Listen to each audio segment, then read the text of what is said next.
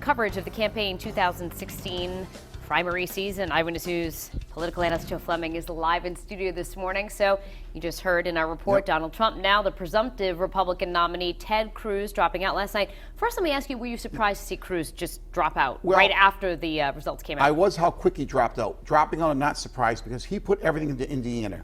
He wanted a head-to-head race with Donald Trump. He got that. John Kasich stayed out of the race. He got the governor of Indiana to support him. He named a running mate. He did everything he could. It was a state set up for him to win, yet he got crushed in Indiana. That basically tells you you're not going to be the nominee. The Republicans don't want you. It's time to leave. You know, he had just brokered this deal with John Kasich a week ago saying, hey, you step out of Indiana, I'm going to do my thing, and then, you know, you'll do well in the next couple of states. So that deal is off now. It didn't work. It's momentum. Donald Trump over the last couple weeks has built up momentum. He has so much momentum now. He's just steamrolling down the road, and he's going to be unstoppable, it looks like. All right, all this talk about a possible brokered convention, probably not going to happen. Probably not going to happen at this point. Donald Trump should either be over 1237 or so close to it. Some of the uncommitted delegates will put him over. His campaign's been saying he could get up to 1,400 delegates. There is a possibility of that now. Any chance of John Kasich doing any sort of damage to Donald Trump's, continued success here? Well, John Kasich is running fourth in a two-man race right now.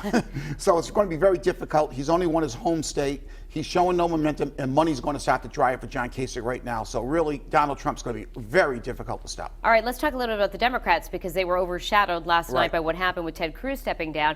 Bernie Sanders pulling out a win last night in Indiana. So what does this mean now? Well, it means the race is going to go on. It's going to help Bernie raise some money. There's a few more primaries this month, such as Kentucky, Oregon, West Virginia. Some of those favor Bernie Sanders. He's going to keep winning some of those primaries, not by huge numbers, but by enough to pick up a couple delegates, but not enough to close the gap. Bernie Sanders' only chance is to flip the superdelegates. And right now, there is no sign at all of any superdelegates leaving Hillary Clinton. Yeah, Brian was just telling us about those harsh words from Elizabeth Warren last night as we go back to the Republicans.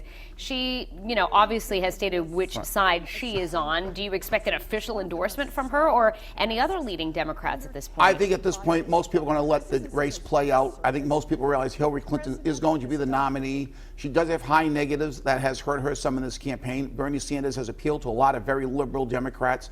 The question is, will they unite? I think there's a better chance the Democrats will unite before the Republicans.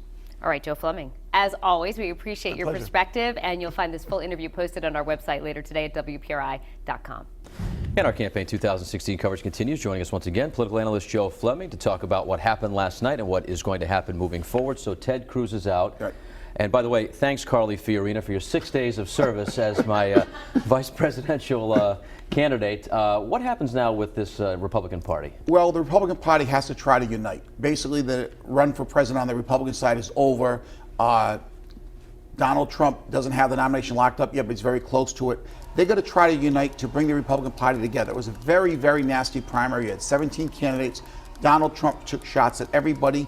He has to bring them in together, and they have to give him more than lip service. They have to actually get out there and work for Donald Trump in order to bring him the presidency. And now a guy like John Kasich still hanging around. Right. Does that matter at this point, or are those just not meaningful votes and delegates for Trump at this point? Well, at this point, the problem Kasich has is that he's only won one primary in his home state. He's starting to run out of money. He's not going to be a big factor going up to June 7th. Donald Trump should very easily win California and New Jersey and be very close to the nomination, if not over the top by then.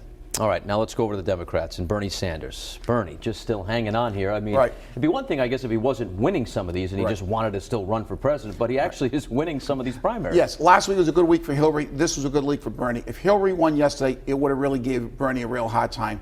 But now that he won, he can still raise some money. Next week goes to West Virginia. He has a good shot to win that primary also. So as he keeps winning, he's able to raise money, keep his campaign going. As far as the delegates, he's over 200 delegates behind with the pledged delegates. The big thing is the superdelegates. He's way behind there. If he doesn't find a way to cut into those superdelegates to get them to break away from Hillary Clinton, he has no chance to get the nomination. So are we just delaying the inevitable here, Joe, that it's going to be Trump and Clinton? At this point, it looks that way. Unless something drastic happens, I don't see a way Bernie Sanders is going to cut into that. He hasn't done it up to this point. So I think we're looking at Trump and Clinton. And keep in mind, both of these candidates for each party have very high negative ratings. Very high unfavorable ratings. So this is not good for either party. They got candidates that basically a lot of people don't like. About 30 seconds to go. I know this is going on a limb, but any thoughts on potential running mates for both Clinton and for Trump? I've been around long enough to realize you don't guess who the running mates are because you might think someone's going to be the running mate. Then you once you see John McCain come with Sarah Palin. No one expected that at all. But I would think Donald Trump's going to look for somebody that has some establishment background on the Republican side, a Republican that conservatives can accept, but somebody who has some Washington experience. All right. Carly Fiorina is available. Joe, thanks for coming in as always this morning. We'll have more with Joe, of course, throughout the political season. You can see this interview in its entirety on WPRI.com.